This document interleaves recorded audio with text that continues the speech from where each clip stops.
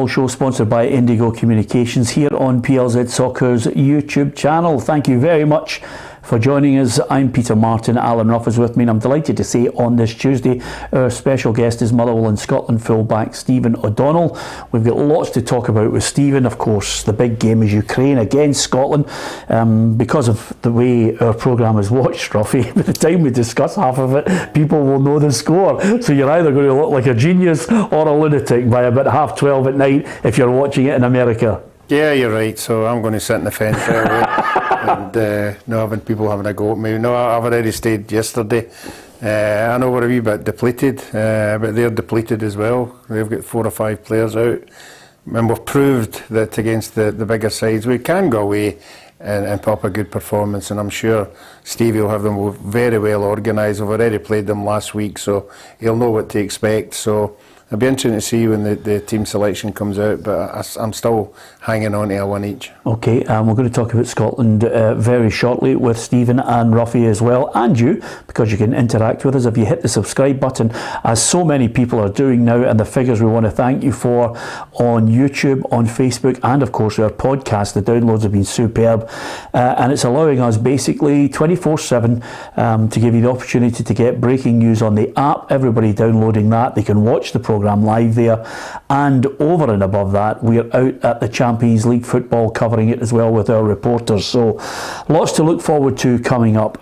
Big hi to Peter, also to Paul Brady, Hugh Scott, Nicky Twig, Mark Fairfield, to mention a few. Aldo, there's so many people joining us, and lots of people saying great to see Stephen on the show, and lots of people from Stockholm, Vietnam we've had, Ruffy.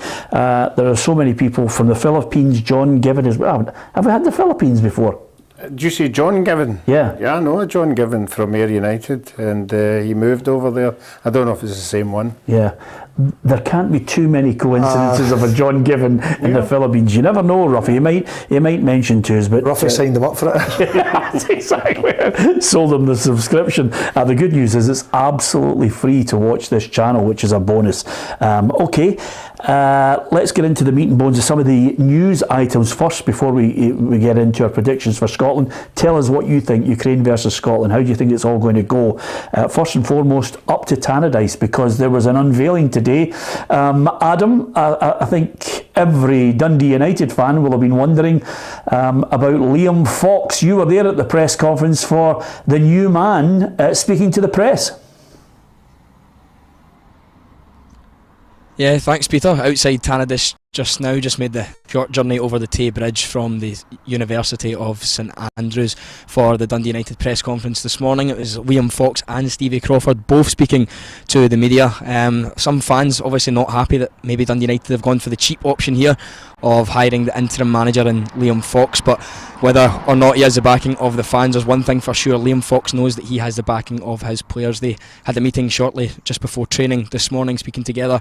The players feel settled, they feel ready to go now, they feel that the air has been cleared and that they're ready to kind of start afresh in this one. So Liam Fox really looking forward to the challenge ahead, and he says he and his players can both put their minds at ease now that it's been confirmed that he is the permanent manager.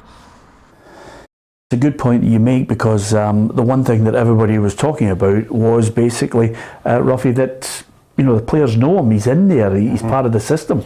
Yeah, I think things have moved on now for getting a big named manager in. Every supporter likes to see a big name, but it doesn't work most of the time, and they've already promoted from within and very, very successful there. So they've seen it again, whether it's a cheap option or not, you've got to give the guy a chance. Got to give him, as he said, the players know him inside out, he knows them.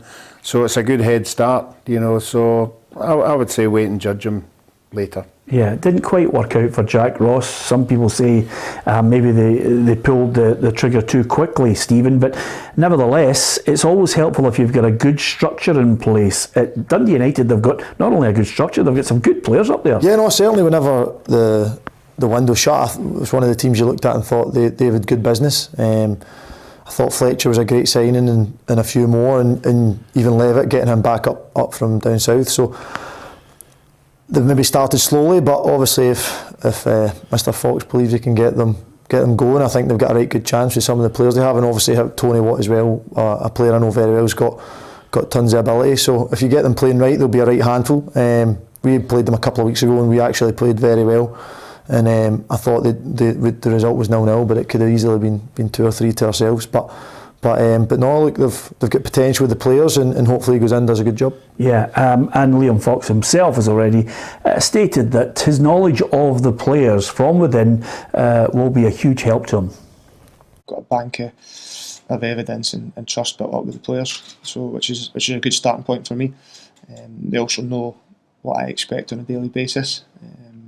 So yeah, I see that as a real positive, to be honest. Yeah, Adam, we've mentioned the structure of Dundee United as well. I know Tony Ascar well, and the board will be looking to try, and obviously in January maybe give him the chance to strengthen it even further. But the one thing he will need, Adam, is quite simply someone alongside him that he trusts that can help him along the way, and that seems to be Stevie Crawford. Yeah, absolutely. As I said, it was both of them doing the press conferences this morning, and it seems like it's very much a almost co-manager set up here at Dundee United. Stevie Crawford is actually 10 years older than Liam Fox, so they were both saying in each of their interviews, complimenting each other, and Liam Fox said that he will look to Stevie Crawford for his experience and for his advice.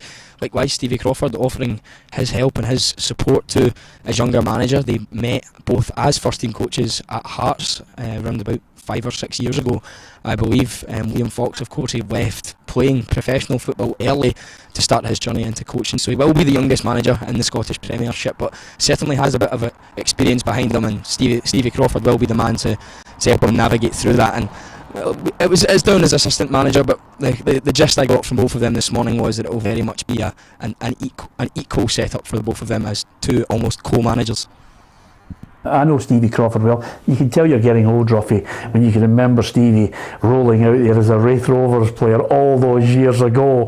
But he's come a long way. He's got a lot of experience under his belt. Yeah, he has. He's been a manager in his own right. He's experienced what it's like to make the decisions.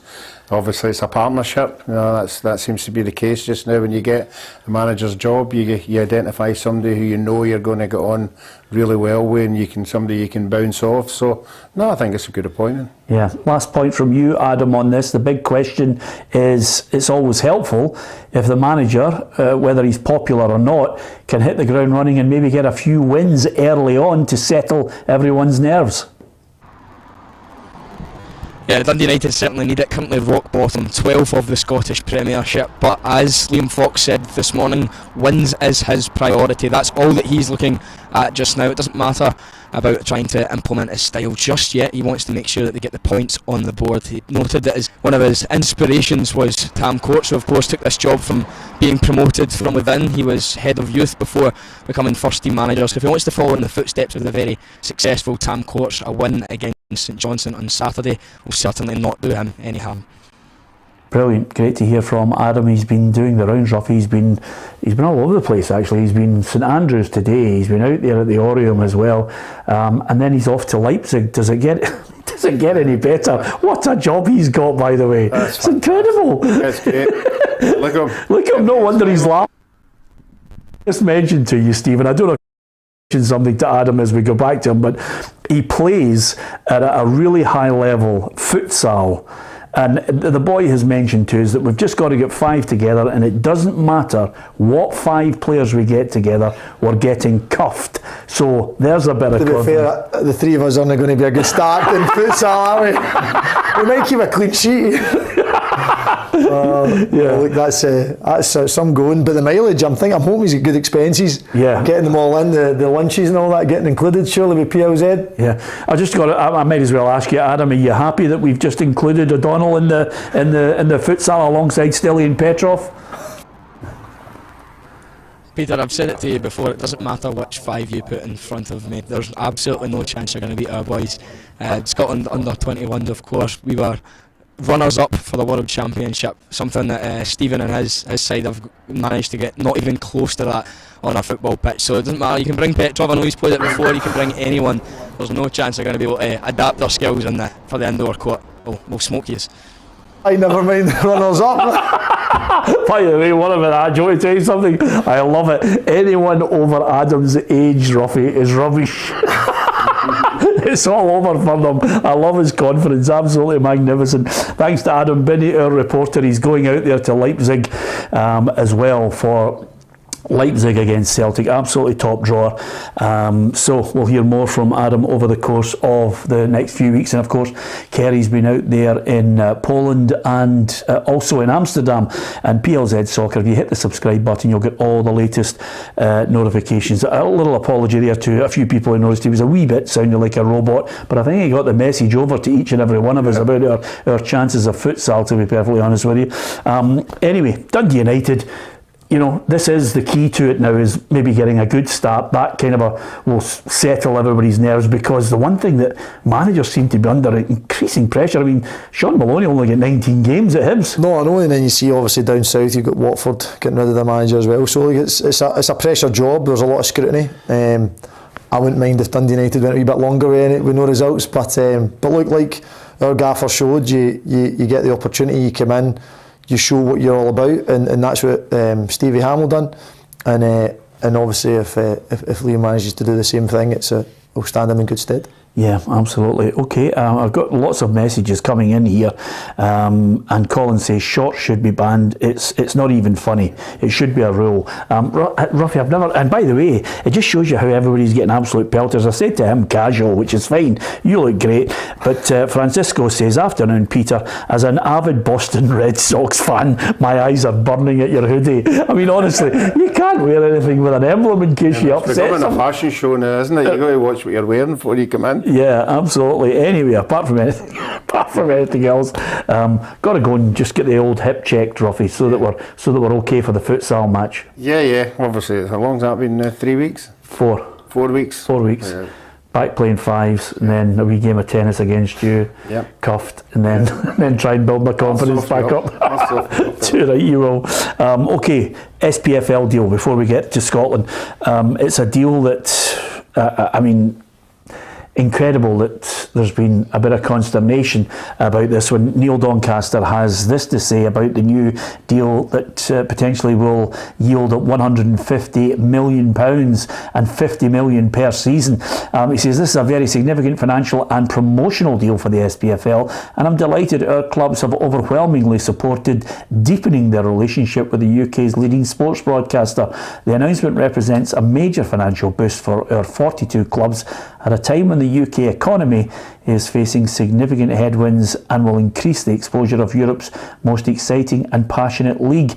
We have much work to do to achieve our target of paying fees to clubs of £50 million per season, but this is an important first step towards that target. Sky has an unparalleled track record of capturing the spectacle and passion of our sport, and this partnership will bring Scottish football's action-packed drama to an even wider audience. Well, first and foremost, I think it's good to have that stability. Maybe not enough money that's on the table, you know, the way Rangers obviously complained about it and thought there should have been, you know, a bigger deal put out there, the games put out to tender, but we've got a deal and security in difficult times. Look, I think it's obviously everyone always wants more, and you always look at your neighbours and see what they've got, and you see how much money they have down south, but it's a completely different battle. The product they sell just now is a lot higher than ours, and we need to try and narrow that gap. But it wasn't that long ago that we kind of got ourselves in this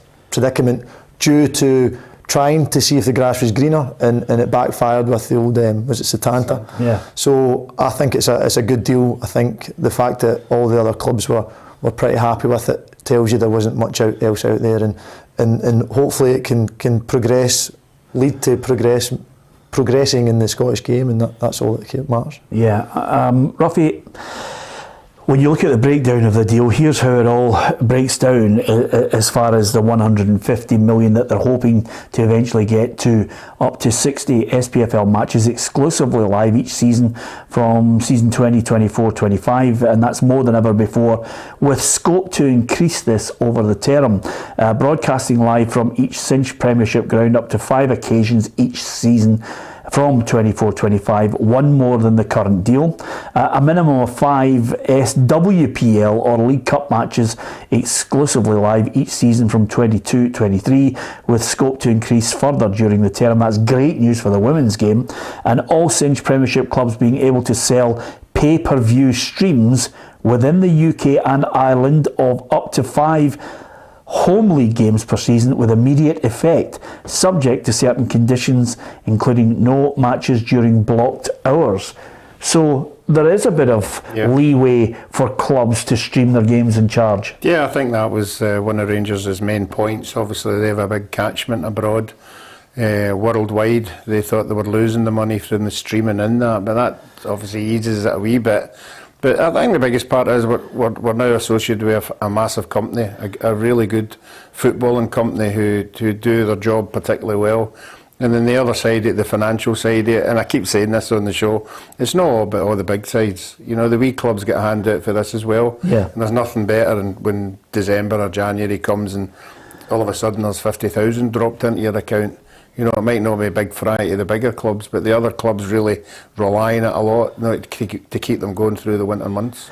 It's very difficult, and I think if we look towards what's happening down south, it's a mistake, Stephen, because you cannot compare what we are trying to achieve with what's happening down south.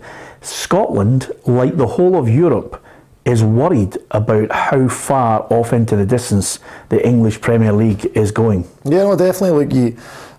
For a start, the size of the league, the size of Scotland fits into London comfortably. So you're going, it's very hard to compare, and we always do it. We always look at it. It's the same. I'm the PFA rep at Mallow, and players come up and always go, "What do we get? You get this in England?" Oh, it's not how it works, and that's the same with the telly deal. I think the good thing is that they're given a wee bit of scope. I think it's all about trying to liaise with the fans. I think they're the most important ones, because the fans are the heart and soul of football. And if we can just maybe try not to frustrate them too often with some strange timings of kick-offs. I think we've got Celtic in a couple of weeks' time at 6:15, which is obviously naturally a difficult time to get to. And trying to accommodate that, it'll be the biggest thing for I suppose football fans will probably worry about, and trying to make it affordable, because it is difficult to have so many subscriptions. You need a lot of subscriptions. Thankfully we would do our bit here at PLZ, it's free. Yeah. So that's kind of, obviously you've got Premier Sports, you've got BT, you've got Sky. It all adds up at the end of the month. If it was me, Ruffy, I mean, obviously you know that I'm really heavily into the marketing of the product. I mean, the English Premier League and the Championship down there is not the be-all and end-all with all the games. There are some games in the Premier League that I wouldn't even turn the telly on to watch, but they market it really well, and we need to take a leaf out of their book with glossing it and then trying to project an image of at least some sort of peace in the background where everybody's fighting in the same direction, and really trying to not only enhance the product but promote it to try and get bigger sponsors in. I don't think that's possible short term because of the nature of what we're involved in, with them all bickering with each other. No, but as I said, it's a start. Sky Sports is a mega company. You know, as I've already said, you know, they do produce a good product, and if that can benefit our league, if they can make it some of the games a lot better than what they are, Yeah. you know, and sometimes they can do that. You know, just with the television coverage and how they monitor it and that, with the replays and everything, it's really switched on.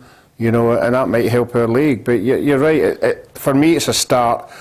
Before this kind of deal would have just got chipped out the door because of the 10-2 voting. Yeah. I think this is a start to go ahead, obviously with a brighter future, and maybe go the full hog and start changing all these voting rights and let us get us back to where we should be. Yeah, I think 11-1 is ridiculous. That's the first thing. Secondary to that, Stephen, and this is from a company that did actually buy the SPFL rights. We bought the SPFL rights and we were out at the games. I mean, I still can't believe we're here, Ruffy, at the end of it. But I really do wish they would sell smaller packages to allow people to actually broadcast the games as well.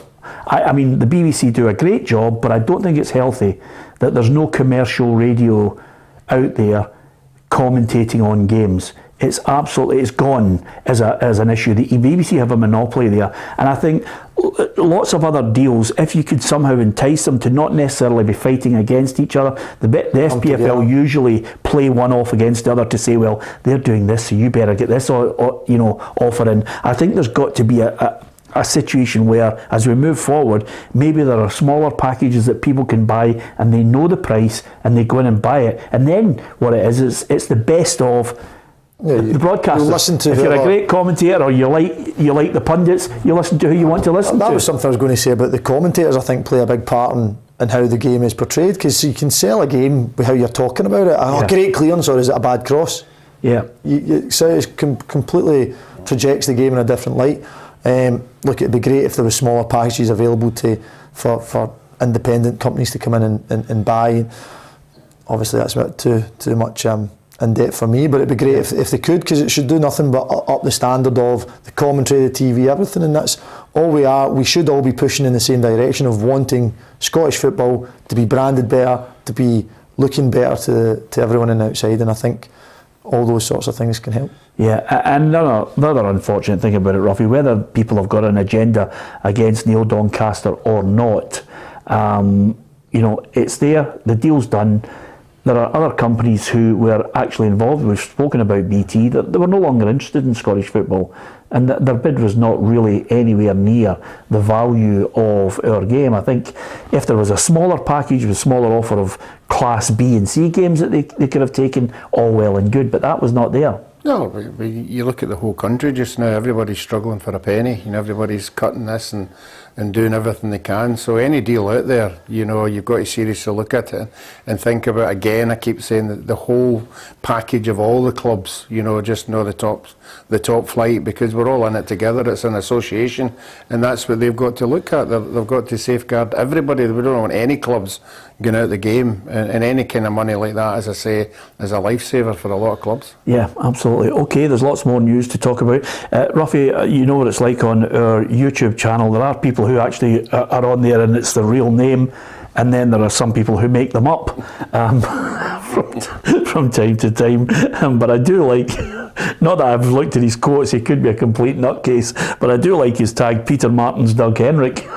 So that's his name as he puts his point across. There are more than a few like that, but Mal Ross says, hi Peter, I'm here in the Philippines, also a good Rangers fan. Your show goes out here live at 11 o'clock. I watch the show every night. Regards to Ruffy. Thanks Mal, that was really good of you. It's amazing if you once you get that regular, the amount of people who actually say they tune in near and far, Ruffy, is incredible. It's amazing. It's hard to comprehend how many parts there are out there all over the place, all over the world. We saw when Rangers and Celtic were going to go to Australia, how many people were. That was a sellout. It was an 80,000 sellout before. When the two of them were going, they're obviously not going together now. But if they were to go over to America or wherever, it's just loaded by Scots, and not particularly not just Scots, but anybody who wants to get in touch with Scottish football. Yeah, like a wee bit of banter, and obviously quite a lot of people are worried, Ruffy, that maybe your drawers are just filled with various golf polo shirts. Is there any other gear you wear apart from that now? No, it's getting winter now. Yeah. So the golf stuff will be getting binned. That's okay, that's fine. It's a bit minty, that. It is a bit minty. Yeah. By the way, you should see some of the other ones, by the way. Oh, there's worse than that. Scott Henderson says, hi from Perth, Australia. Thank you, Scott, for tuning in. Don't forget to tell your pals, hit the subscribe button. We like to stay in touch with everybody from every area, because you never know when you're going on holiday, Stephen. I want to know when one from Wishaw or Motherwell comes up. That's No, they're the people that went to school with you. You don't want to know them, by the way. Jason Ladd makes a great point. Manchester City got 150 million last year alone. You can't compete with it. Although I would say this to you, by the way. He spent over $1 billion. He still hasn't won the Champions League. I'm sorry. They salivate about him. He's a wonderful, wonderful manager, but $1 billion and you can't win the Champions League? Look, I think it's maybe a bit harsh. I feel like he's a top manager. Hey, hang fire. Hamill would win the Champions League with $1 billion. Motherwell would be Champions League. I think the $1 billion I wouldn't be there, so I think there's a bit of panic there. We'll go slowly into the $1 billion sort of finances, but no, look, your point's valid. Like, money doesn't always buy success, but and I do also quite like the German kind of structure the way they do it, and they keep the prices cheap for the fans and things like that. I'd love to see the Scottish clubs do as much as we can for them. Yeah, absolutely. Okay, Ruffy, I tell you what, we're going to do this today because Hugh Scott's on it. I've been searching everywhere. I had 2 programmes from the Europa League final, and I am now really getting frustrated because I can't find them. And we've got the Rangers jersey just over there. You've lost my gloves. No, we've got your gloves. So you've signed them. Yes. So you've got a question, haven't you? Oh, I've got a question. Yeah, okay. This is last week. So hold on, I'll tell them the rules. The rules are fairly straightforward. All you have to do on Facebook, or indeed on our feed here on YouTube, all you have to do is subscribe and then put the answer in the feed. Yeah. Is that fair? Now, you've signed the gloves. Yes, I've signed them, yeah. Okay. Obviously from a long time ago. Yeah. So the question comes from a long time ago. I'm sorry for some of the youngsters out there, but the kids could let up. 1978, World Cup final in Argentina. We played Holland in the last game and we beat them 3-2. Which Scotland player scored 2 goals in that game? Right, that's a wee sneaky question, by the way. It's really sneaky, but anyway, I like. Wants to drop in and he's played the World Cup. Well, absolutely. Well, I was going to say to you, we usually have a question at the top of the show, which I'll throw in now as well, just as a bit of fun. It's not part of the question that Ruffy came out with there, but there is a little thing that you and Ruffy have in common. That was our quiz question today, which is basically, what do Ruffy and Stephen O'Donnell have in common in international football? Which is another belter of a question as well. We'll give you the answer to that at the end of the programme. But Ruffy, will we run these gloves, this question why not, yes. What day is this, Tuesday? Will we run it till Friday? Yes. Right, okay. So there you are, Ruffy's is there, but you're starting to think about it. You've got something in common with Ruffy. Best looking players at the Euros. International football. Hello? Best legs at the Euros, definitely not. Have the cataracts cleared up? You all right? Are we guessing here? No, somebody will throw it in. Somebody will throw it in. And by the way, can I just say something to you? I thought it was a sneaky question, but they're all over it. They're absolutely all over it. One of them cheat. One of them are cheating. How can they cheat? Are you the only one that knows this?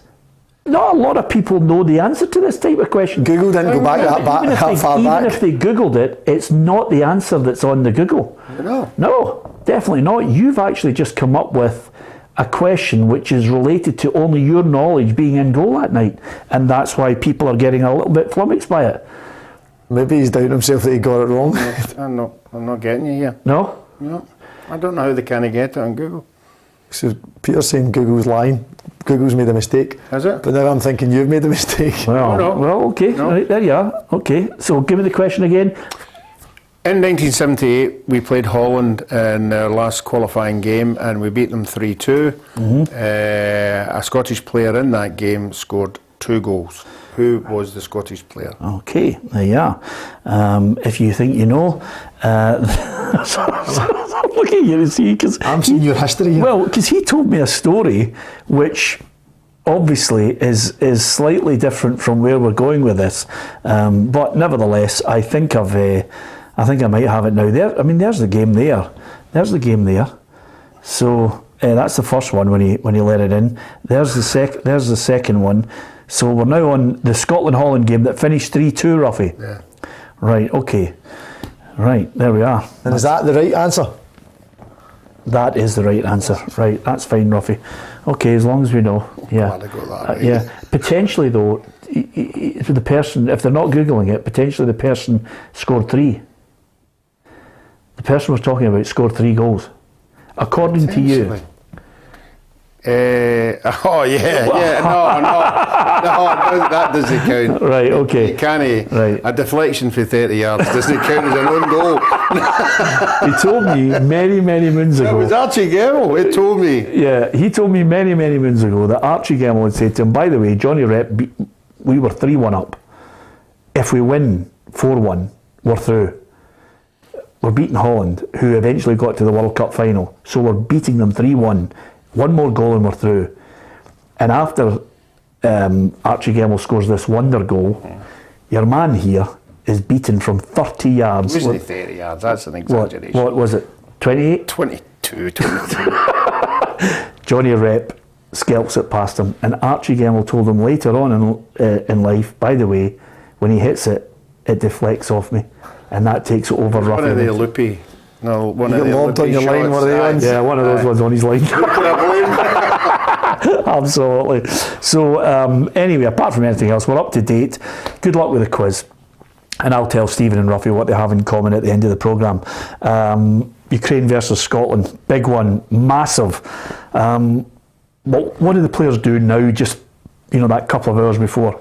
You're probably making sure you've got your pre-match out of the way, and then maybe some of the boys will go up and get changed. It will depend the logistics and how far away you are for the hotel. But maybe go up and get a shower, and they'll be just focusing. They'll know the team and know the shape, obviously, and just be kind of focusing on what their task's going to be, or if it's me absolute bricking yourself. Yeah. But but no, look, I think that's they'll just be in the routine.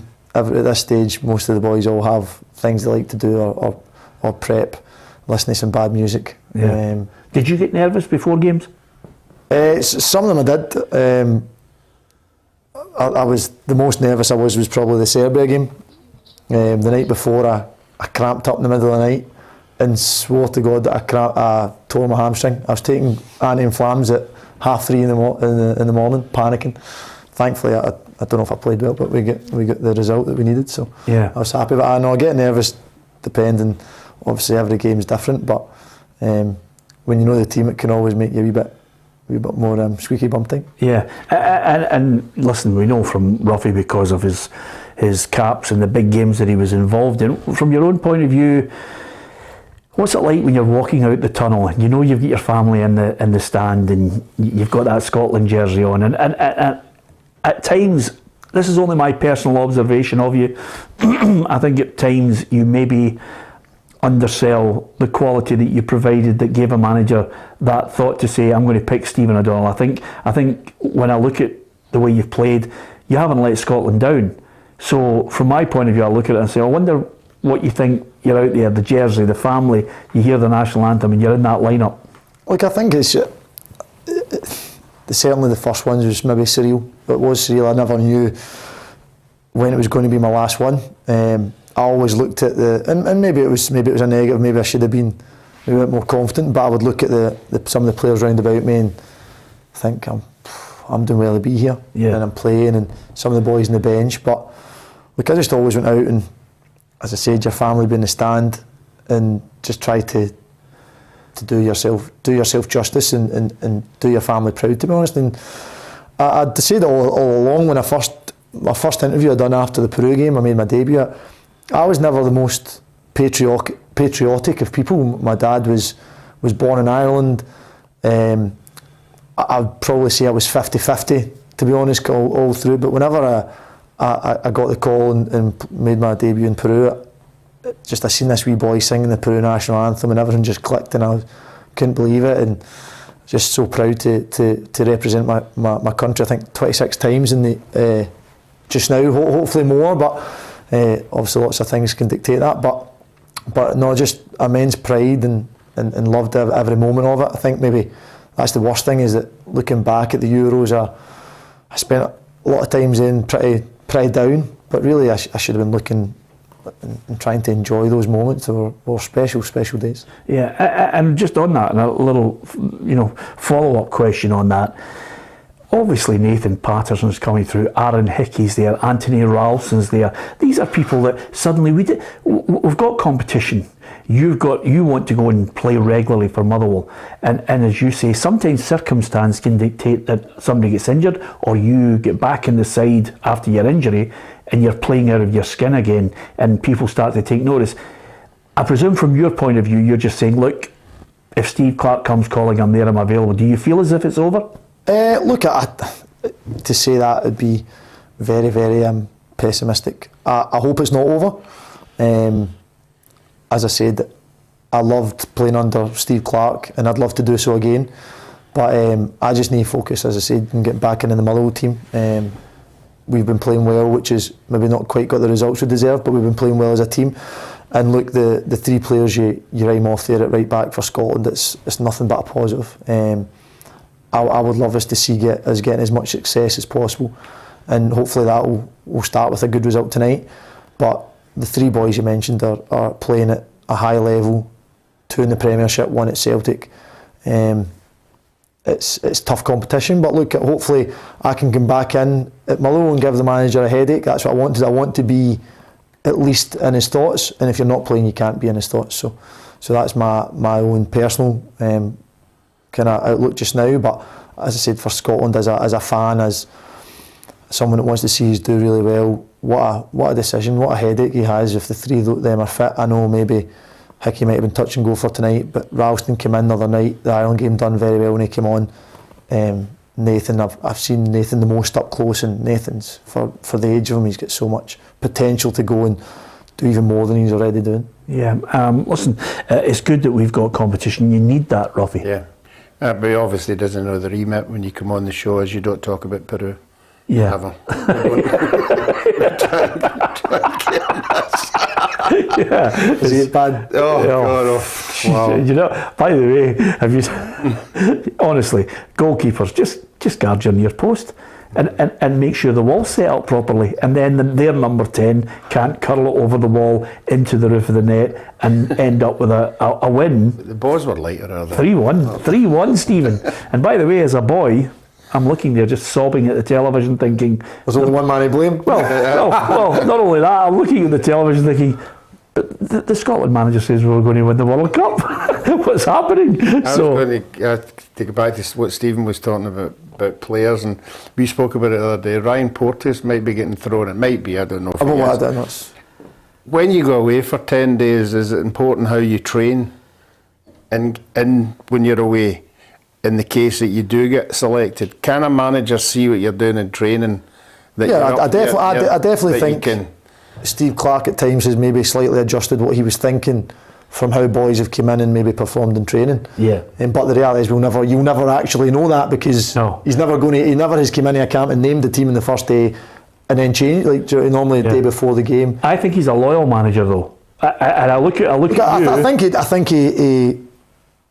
I think it's probably one of the most important things that I found with him is that he trusts you and he doesn't overcomplicate it. And it's probably the best how I've reacted to a manager. I think keeping it simple and just being honest, to be honest. Yeah. Has it helped that he was a right back, in your position? Look, I think it does, but he never really, I wouldn't have said gave me any special treatment or pulled me over and gave me any pointers. He was at Kilmarnock, he was managing me as a Kilmarnock player and seen what I was capable of, my frailties, my positives, and then moving into the Scotland squad, he's seen that as well, seen things I can offer. And if you perform well for him and you work hard and give everything, I think he does reward that, and I think that's a positive. Naturally, there comes a point where you're technically, if there's a massive difference, then that obviously would trump any sort of loyalty you would have to a player. But no, certainly I think if he likes how Ryan's trained this week, and I would see there's no hesitation why not to play. The thing that complicates it a wee bit is if it's a back four and you've lost a left-sided of the back four, then you move in Jack, you put in a right side.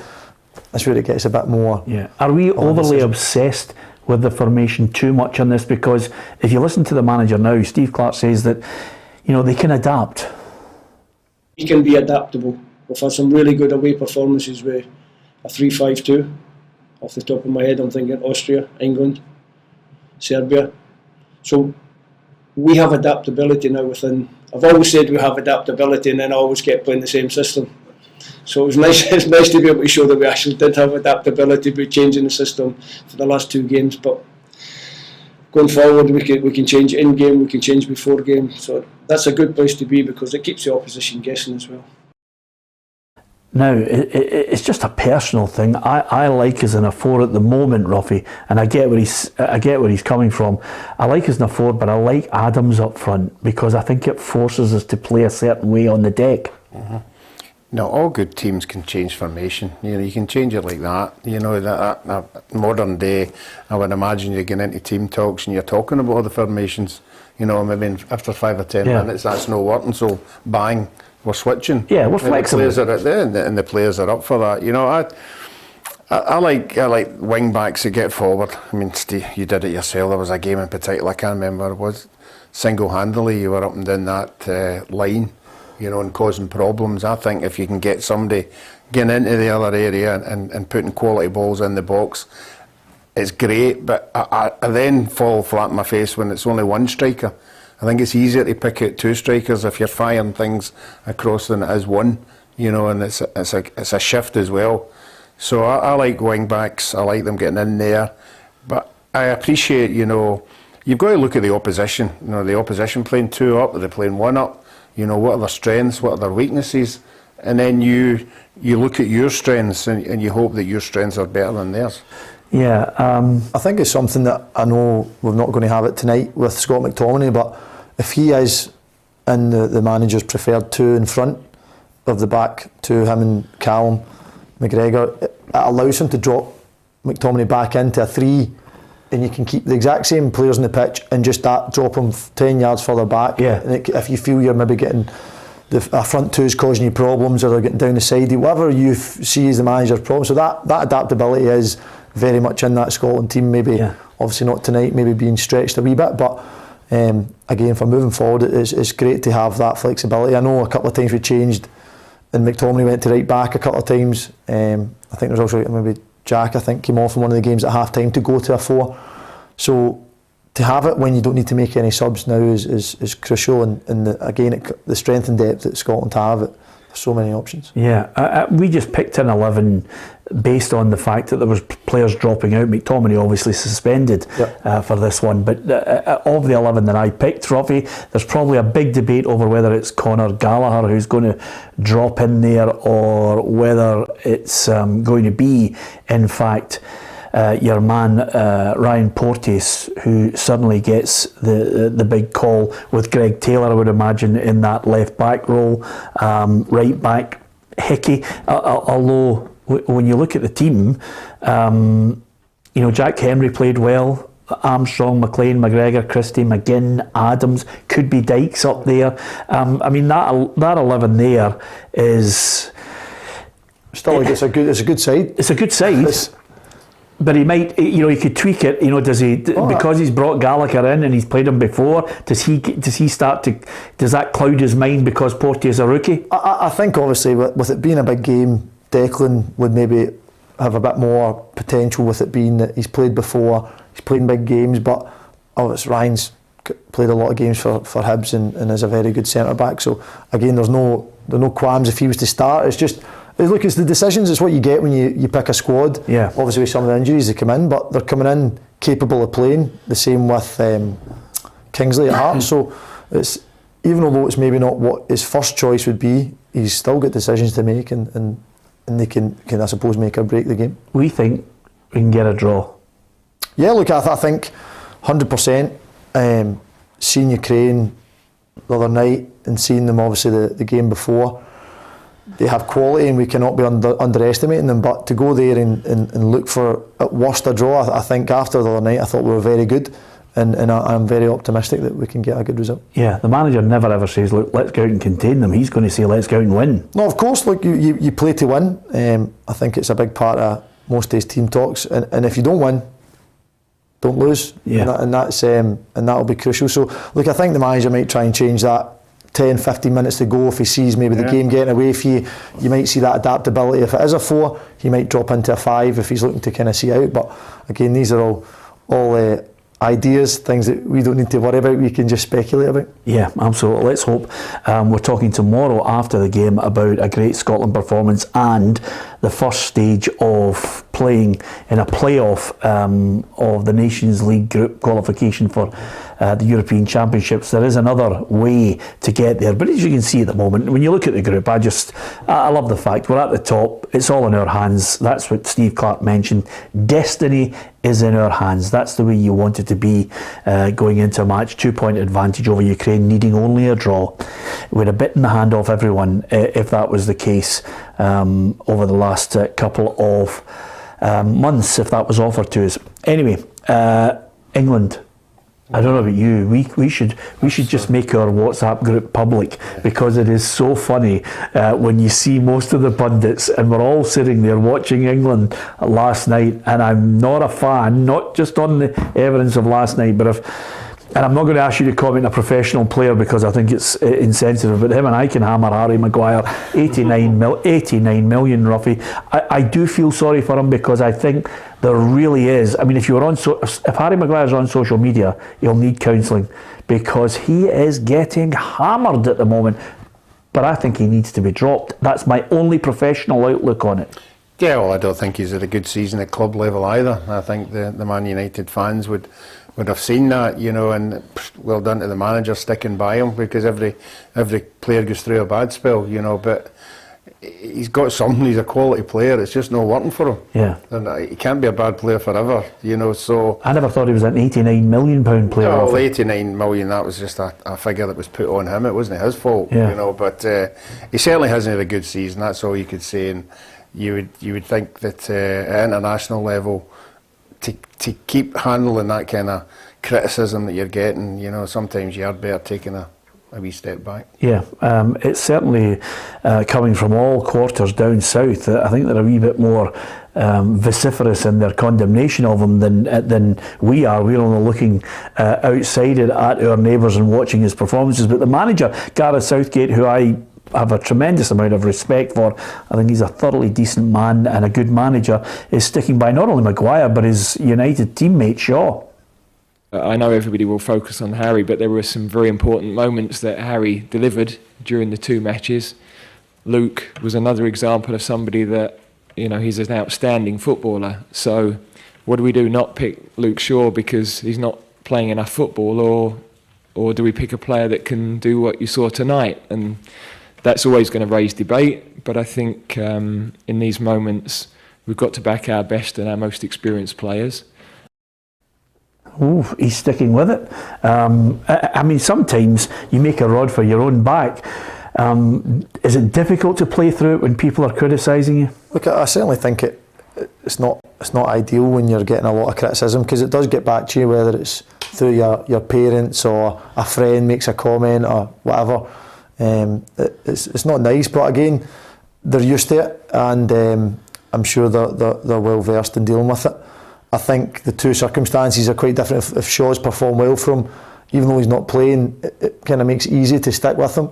Obviously Maguire, he's not been playing at Man United, and then he goes and has a couple of mistakes.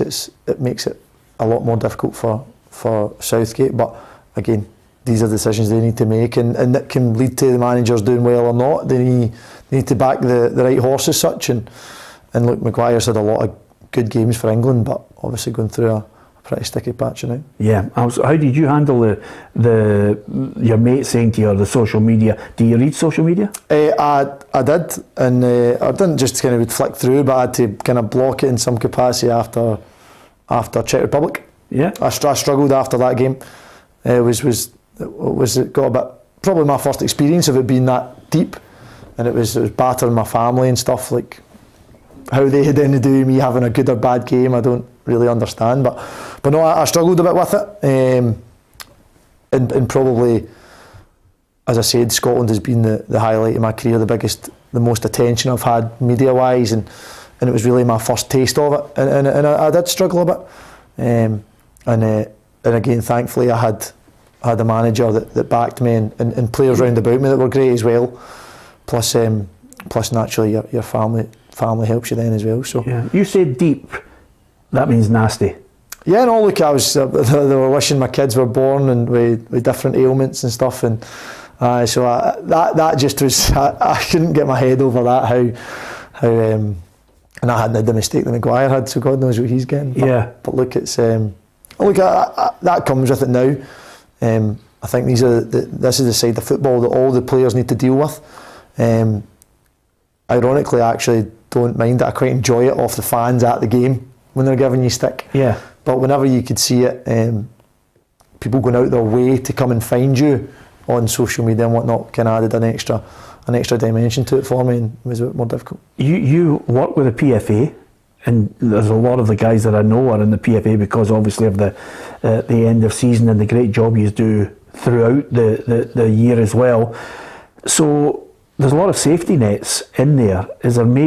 Should we pay more attention to it and try and offer players a real insight into the responsibility of, you know, put this in perspective, and then maybe a safety net to help them? Yeah, but again, most of the players I've played with, they care. So it's very hard to switch off to things when you actually care. If you don't care, I imagine it's pretty easy. It's water off a duck's back. Yeah. But when somebody says that to you and you're actually devastated yourself for whether it's the result, the mistake, or the performance, it's very difficult to just brush it off.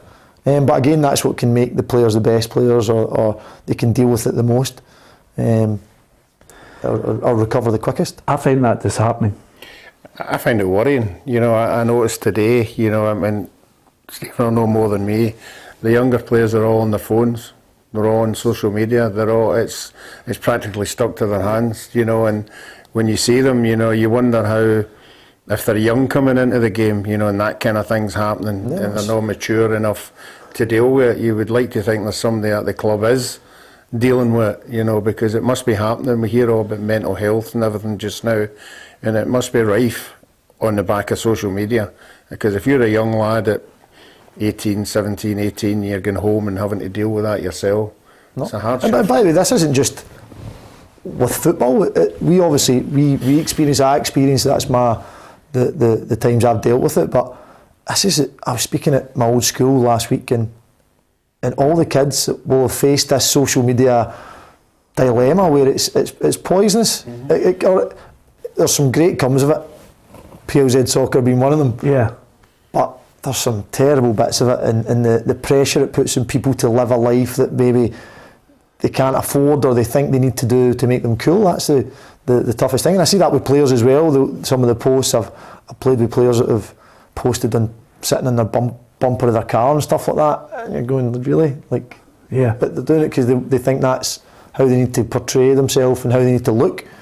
And a lot of times it's very much far from the truth. Yeah, absolutely. I mean, it's like, on your Rafi, I am the social media police. I've changed my view to Twitter, which I think is something that I think a lot of the work with John Rankin, and when he was a PFA chairman, a lot of the great work that Fraser Wishart and the team in the background do. They go out and enlighten the players. And you're right, it's not just about footballers. There's lots of areas in social media where kids could be helped. I mean, I am at that point where you try and mention to your daughter how to conduct herself and how to think about on social media, how to use it and be careful what you're doing. So, there are some people out there. There's some things that are fair game, like getting the stick for your shorts.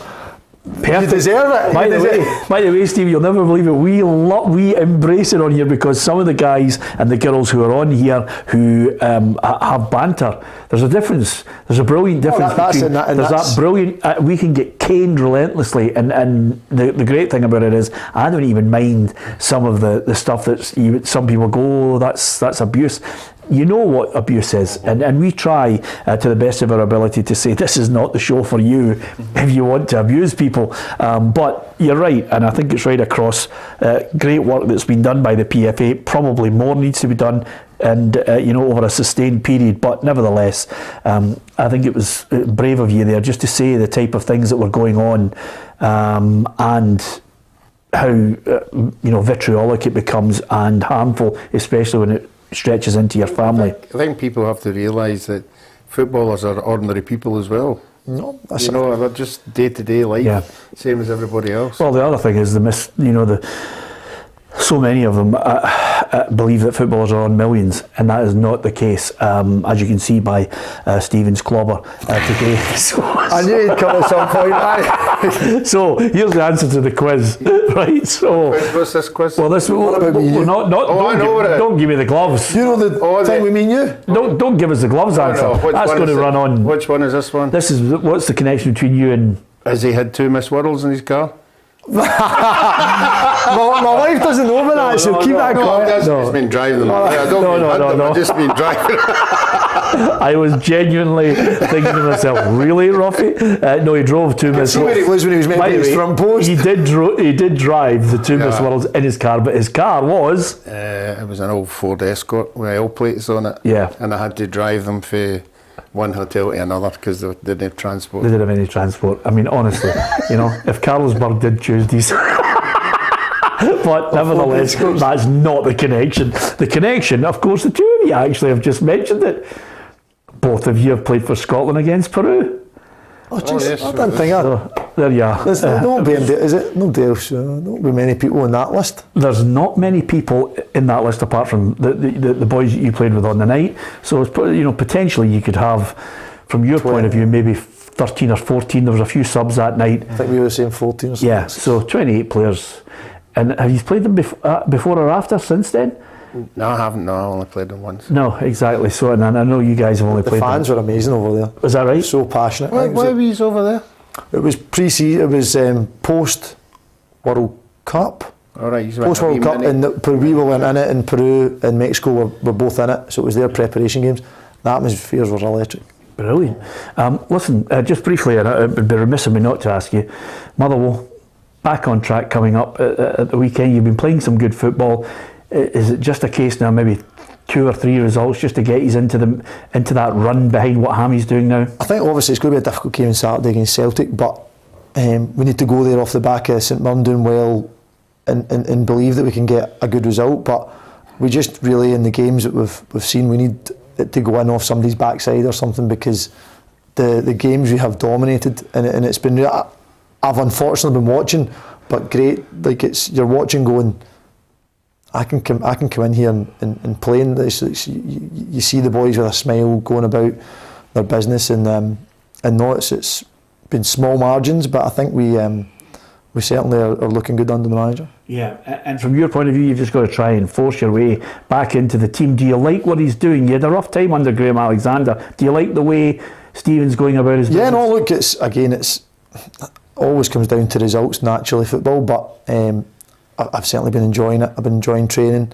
and I think that's a big part. If you have touched on managers that trust you, but also if you have a smile on your face, it doesn't half make a difference. And certainly I've been enjoying it in training, and I said hopefully be ready for if I get an opportunity. Yeah, absolutely. Thanks to so many of you who have mentioned. There's a lot of people say Ruffy must have been glad there was no social media in 1978. Yeah. Glad, the words we're looking for is ecstatic. There was no hot water back then.